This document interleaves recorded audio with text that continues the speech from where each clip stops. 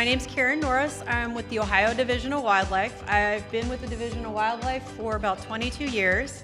I did start driving a tractor, and when I started, I didn't know much about driving a tractor. Baptism by fire, they just send you out and let you mow, and it comes back in one piece, and you come back in one piece, and they let you do something else. But I've had an excellent career with the Division of Wildlife. I got to assist with the turkey reintroduction program when I first started. We didn't have turkeys in all 88 counties or in downtown Hilliard, as you have probably seen through Facebook. But we now have turkeys in all 88 counties. We actually did a program where you trapped, tagged them, and you relocated them in a different part of the state. So that was an excellent success story. Another success story was Osprey, which is how I got my start as well. I was an intern with the Division of Wildlife. They brought in Osprey from the East Coast where they had way too many. We hacked them out, which is a process of you bring birds that are hatched in another state, you bring them, you stick them in this box at the top of a telephone tower. Somebody feeds them twice a day, which was me.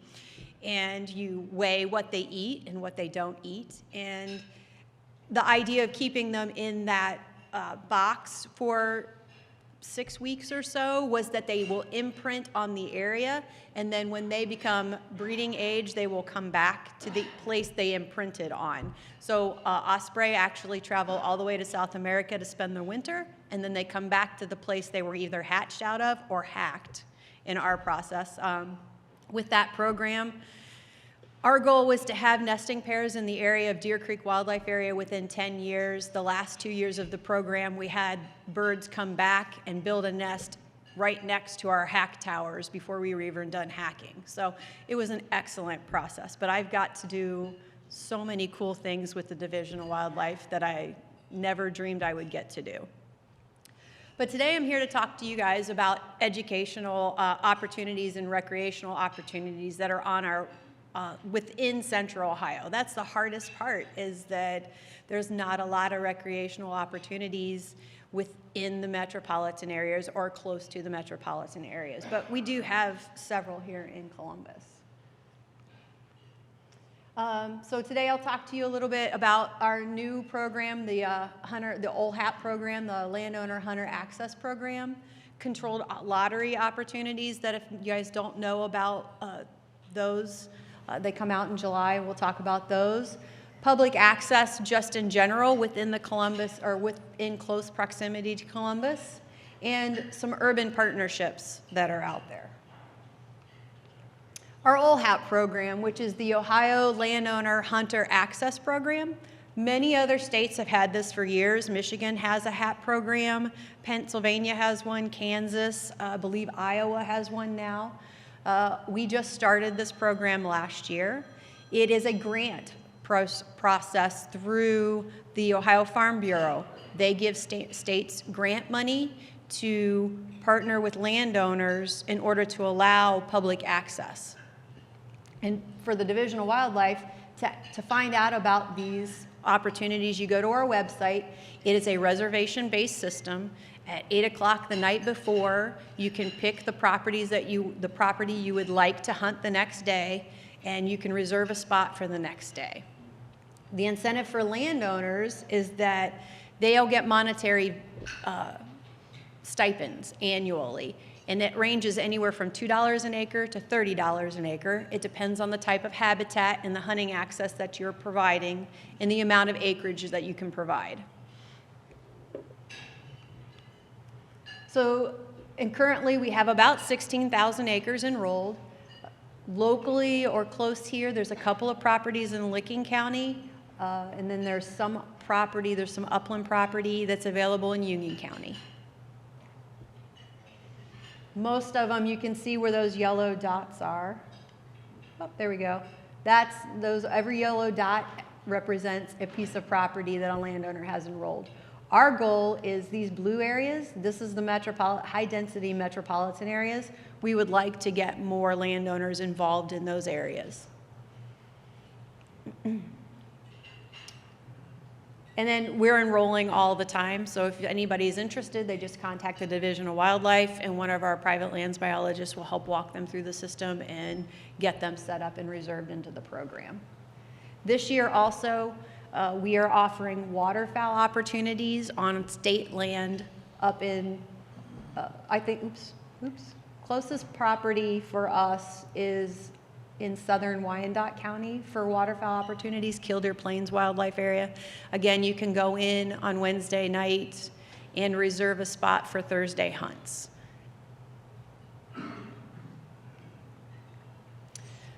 Controlled hunt opportunities that I had mentioned. So this is usually the month of July, July 1 through July 31st, so that state parks who have deer problems or if they have geese problems, these are the type of facilities that are in the controlled hunt. All of our public lands, so Deer Creek Wildlife Area, Delaware, and Big Island all offer mourning dove controlled hunt opportunities. These are the species that are available to participate. You would go online in that month time frame between July and July 31st, request a lottery option, and then the drawing is in July or in August. And then if you're a lucky winner, my son actually got drawn for a dove hunt this year and got to go to Deer Creek Wildlife Area to participate in a controlled dove hunt versus having to go and combat the masses that participate in dove hunting. Turkey opportunities, that will come in March of 23 for the spring turkey season.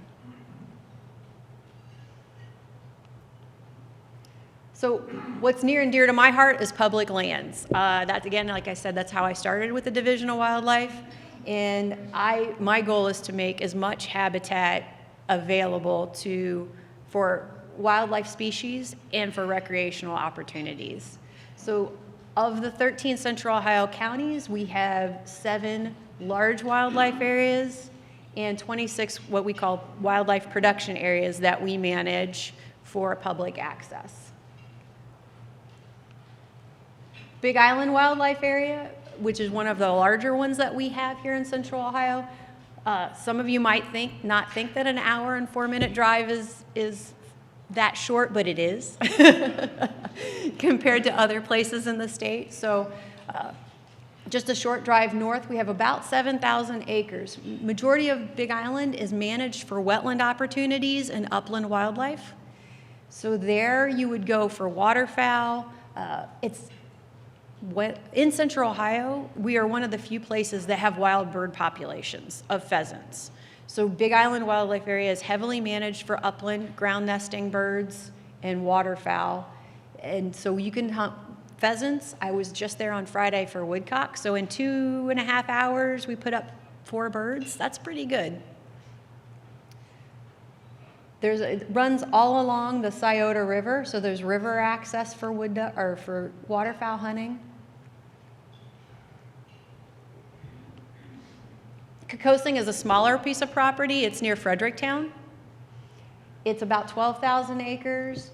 It's not as heavily managed as Big Island is. There's no work unit that manages this property, but it's excellent habitat for deer, turkey, rabbit, and woodcock. Most of it is forested. There are some open agricultural lands as part of this piece of property. And if you go out to any of our wildlife areas, don't be shocked that there is agricultural practices going on our properties. For the way we manage, upland habitat is very, very management intensive. To keep trees out of our grasslands, we use co-op farming contracts. So we'll bid out to farmers in the area to farm our property. Generally what you'll see is a 3-crop rotation, corn, beans, wheat, but then it goes into a short-term cover for the next 3 to 4 years. This is all a service that we can get the farmer to help us with. So as part of his contract, he's required to plant whatever grass or long-term nesting cover that we need on our properties. So this is an excellent way for us to keep things in an early succession and less labor-intensive for division staff. So all of the properties in Central Ohio, even the wildlife production areas, from time to time will have crop rotations on them. Delaware Wildlife Area is a short 50-minute drive. Again, there's about, if you look hard enough, there's about 46 different pothole type wetlands throughout the wildlife area. Not every one is listed, but the bigger ones that we've just had 6 of them, the control structures on 6 of them replaced. We're also in the process of putting in a brand new wetland on the property through H2 Ohio program. But for Delaware, and for Big Island, actually, the way we manage our wetlands is we pump water. For Big Island, it's pumped from the river.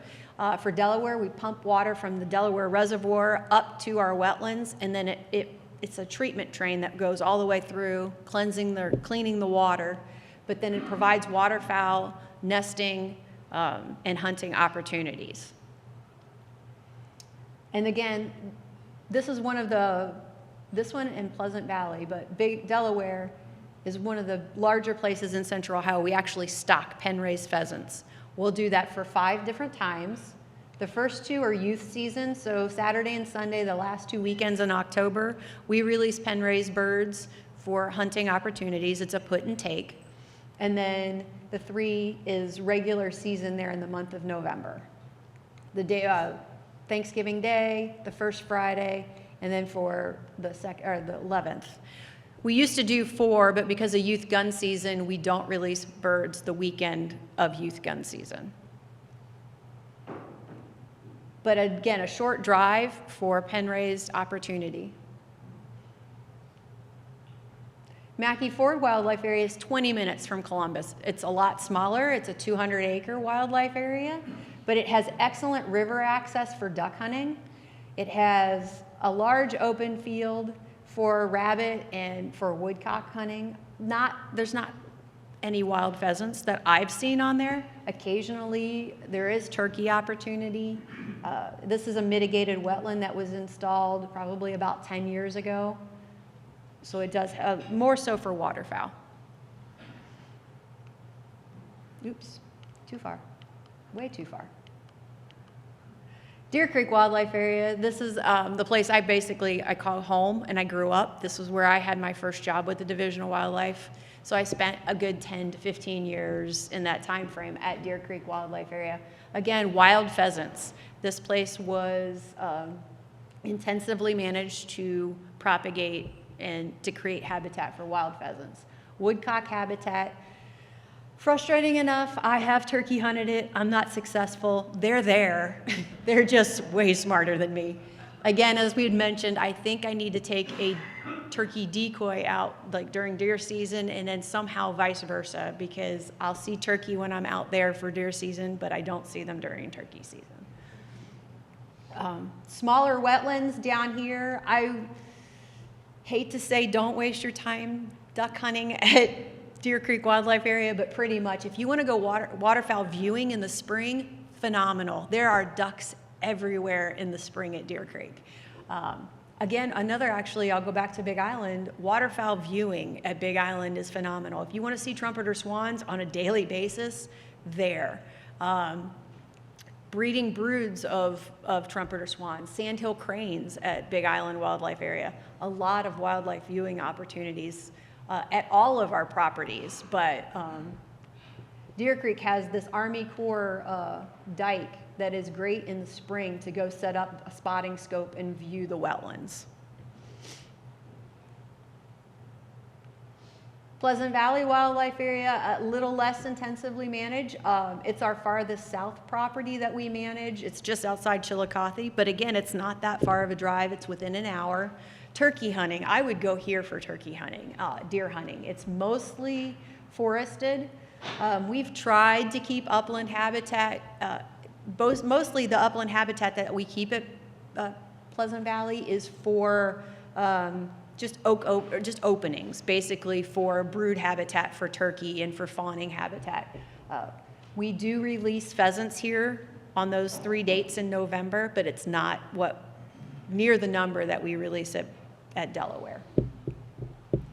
A lot smaller fields. The wildlife production areas, these are actually little known gems that these are small parcels of property scattered throughout Fayette, Pickaway, Madison, Ross counties. Not very many people know about them, which I was surprised about when I started working for the Division of Wildlife. They all range in acreages from 40 to 120 acres is about the largest. These are all pieces of property that way back when were donated to us at some point in time, and they're little islands of properties amongst a sea of agricultural fields. We try to keep them as best we can into upland habitat. You can find wild pheasants on every one of these pieces of property. The Ross County ones and some of the southern Fayette County ones, you'll actually see quail. I was out cutting fire breaks to do a controlled burn on one of the WPAs in Fayette County, and I kept bumping. Every time I go around, I kept bumping the covey of quail in the same spot, and it was just awesome. I'm sitting here trying to videotape it in the tractor, and I'd seen a coyote run across the property that day. I mean, just the different things that you get to see when you're out there. But these are all excellent. Again, if anybody's an upland hunter, this is the time of year, right? Pheasants will be in soon. If you have never woodcock hunted, I never thought about woodcock hunting really in Ohio. I learned mostly about it in Michigan, and it was a lot of fun, and then I started doing it down here. Right now, this week will be excellent. Birds are going to be moving down from up south, and they're going to be in Big Island and all of these STEMmy areas on these WPAs and on Deer Creek. So urban opportunities, not so much public. Do we have any urban opportunities? But two of the municipalities, Gahanna used to have an archery program, but New Albany and the village of Granville, they are ahead of their time when it comes to deer hunting opportunities. They administer programs to help thin the deer herd in their municipalities. They administer them through their police departments. You have to fill out an application. You'd have to go to each of their websites in order to find out when that application deadline is.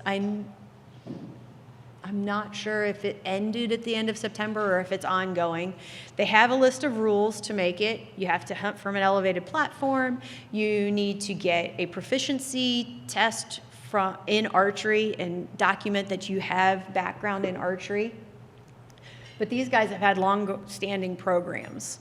And in a time frame when the deer population in urban areas is huge. And to keep the health of the deer herd, to keep them healthy, we need to limit the number of deer in these urban areas. And the fact that these municipalities facilitate these programs to help with that is awesome.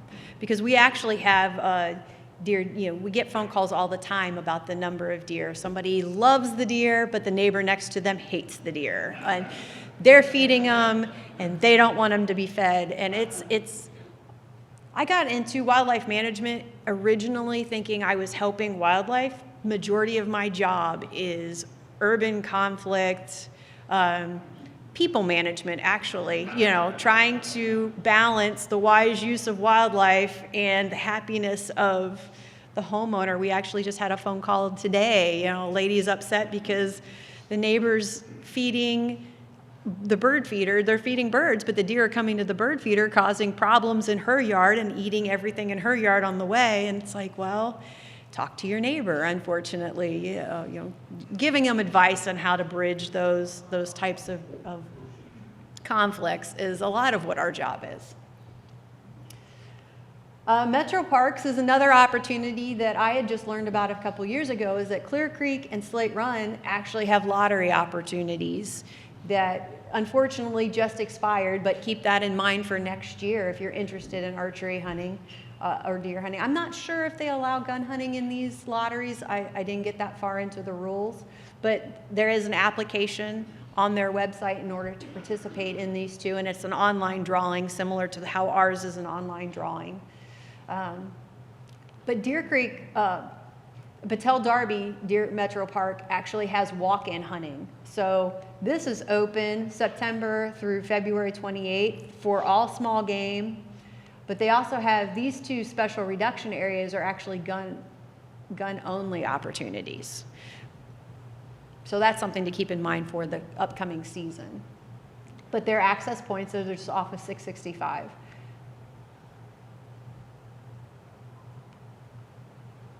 That is my hunting buddy and my running partner. So he was out, was with us on Friday.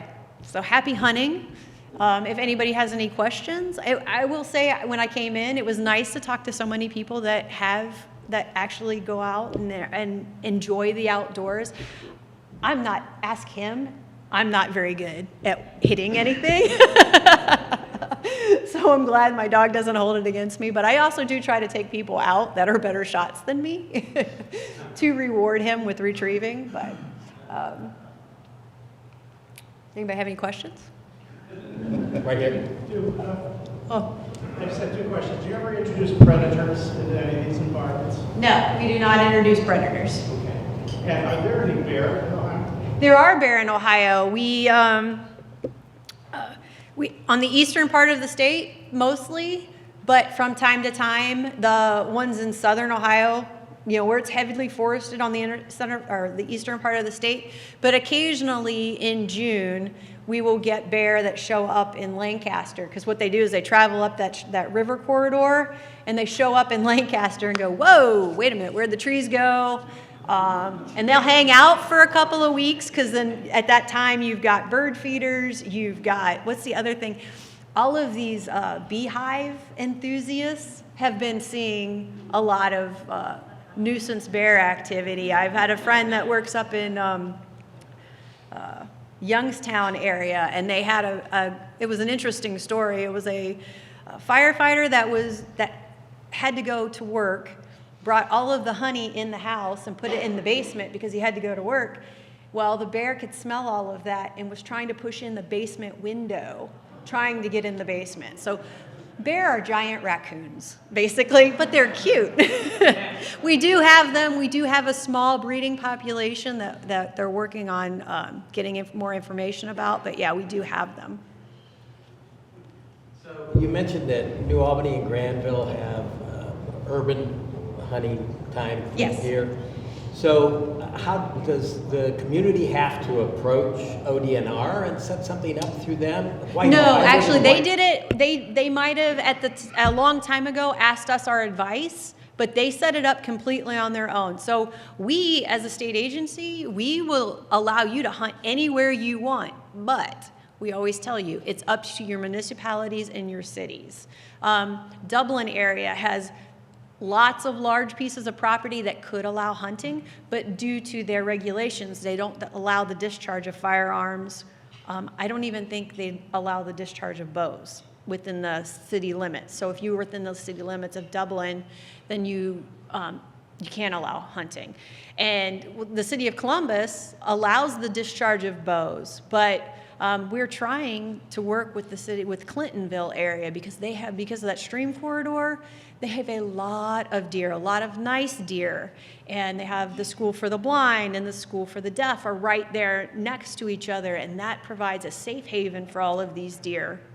But we say, yay, you should, we would like you to allow archery, but it's trying to get all of the landowners on the same page and agree to it. And I believe the city of Columbus would be okay with it, but it's trying to get everybody. So we'd have to go through our own municipality. You have to go through your own municipality, yes, because we will say, yay, allow hunting, but it's up to them.